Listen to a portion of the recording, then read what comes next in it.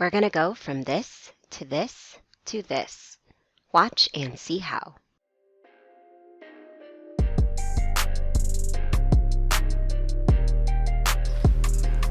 Hi there, welcome back to my channel.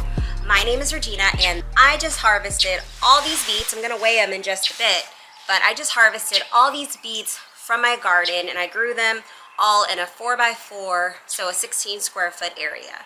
Now these are rainbow beets. That was the seed packet that I used. So it was a mixture of a lot of different kinds of beets. So I kind of have them separated out and I'll put a note on the screen like which is which. I'll label that for you guys so that you can see which kind is which. Some I definitely had more of, definitely more. I'm pretty sure these are the Detroit dark red.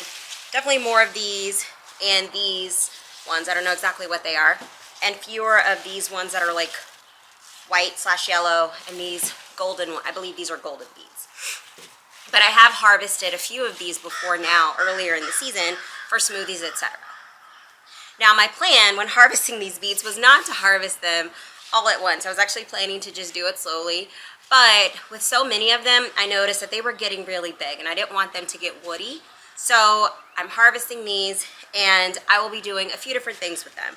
I am planning to save some of them. I'll just dust them off the best I can because they save in the refrigerator longer if they haven't been washed. So I'll put some of them in a bag, a loose bag, and then put them into the refrigerator to save so that I can eat them fresh in my smoothies. Fresh is my favorite way to eat them, so I'll do that.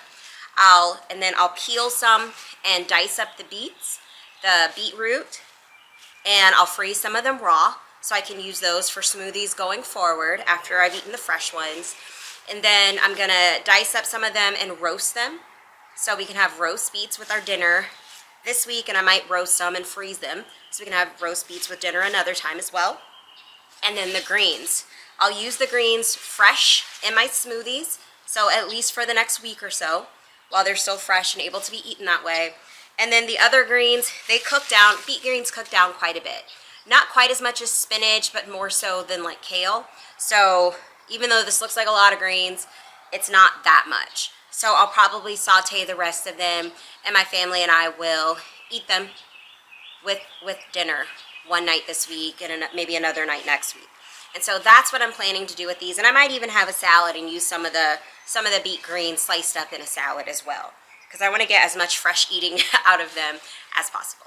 In case you forget at the end, go ahead and hit that like button. Go ahead and hit that subscribe. If this is your first video, my first video that you're seeing, then okay, I guess you can wait until the end to make sure you like it. But if you've seen some of my other videos and you're back, then go ahead and subscribe to my channel and like this video so it gets out to more gardeners. So now we've come to the portion of the video where we actually harvest these beets.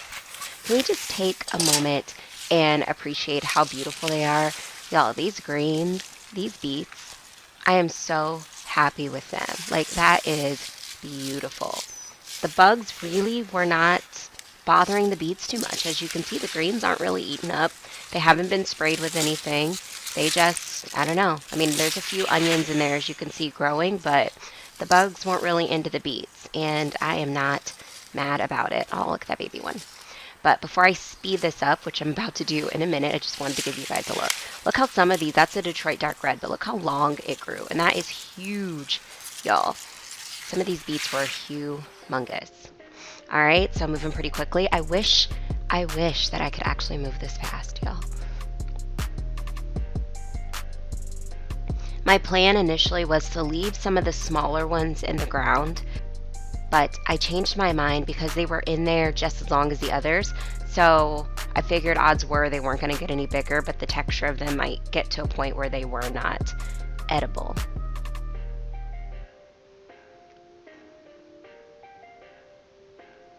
So this portion of this keyhole raised bed, I think I will actually use it for beets again in the fall, just because it worked really well for them, and it's in between my fruit trees and my blackberry and raspberry bushes. So I think it's just a nice area. I wanted to have the beets separate from my other cool weather crops, which are mostly brassicas and other leafy greens like spinach and stuff like that. And that's because beets require a little bit different fertilizer. So I wanted to be able to give them something that was a little more balanced rather than so high nitrogen, which is why I chose to put them somewhere else. And plus, that was where I had space available.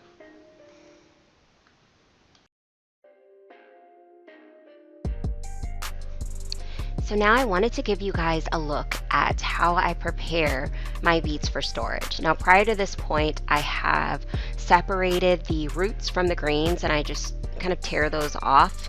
I decided not to include that footage because it just took too long, but tear those off, and then I have done some pre-washing of these within my basket, but I will wash them again before I store them. I'm just picking off the stems, just the end part. I don't actually remove the leaves from like the stem that runs through the leaf because the stems are edible. But I pick off the stems on the end because I don't really want to eat those. And then I'm just chopping these guys up into kind of bite-sized pieces. Now I'm doing this with all of them. I'll use these pieces this size for salads, for cooking, and for smoothies. So that way I just have them all together and they're ready to use in any application. Just watching this, really wishing that I could chop that fast, y'all. So now, once I have them all chopped up, then I add water, and I always add a little bit of vinegar. I find that that helps to remove any bugs or anything that's kind of stuck on the leaves.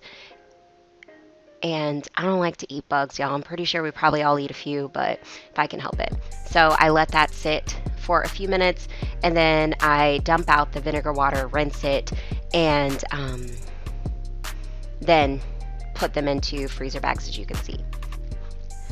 I don't blanch my beet greens before I put them in the freezer bags, and that's because I'm not planning to freeze them for a very long time. If I wanted to have them in there, 6 months or so, then I would need to blanch them, but they'll probably last maybe a month before we've eaten them all. I'm a big fan of eating things in season for the most part. Not everything, of course. There's some summer things I want to have in the winter, but because I'll get a fall crop of beets as well, then I'm okay with us using them rather soon.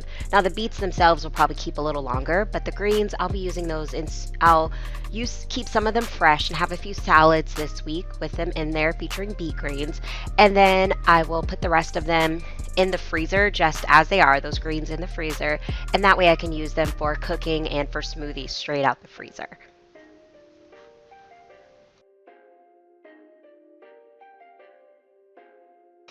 And so now for the beetroots, what I do with those is first I wash them, try to get off as much dirt as possible, and then I cut off any gnarly pieces and then I peel them.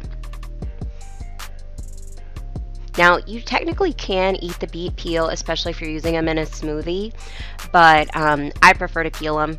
Like I have a little brush where you can scrub them, and make sure they're free of dirt, but I'm just going to peel them because I'll be using these in salads and smoothies and all kinds of ways. So it's easier for me to just have them all prepped the same way. This one was really weird looking, right? Also, when I weighed these, the beets and the greens total came out to about 16 pounds. The greens, oddly enough, ended up weighing more than the actual roots. I guess because I just had so many greens on them. But yeah, about 16 pounds of food right here.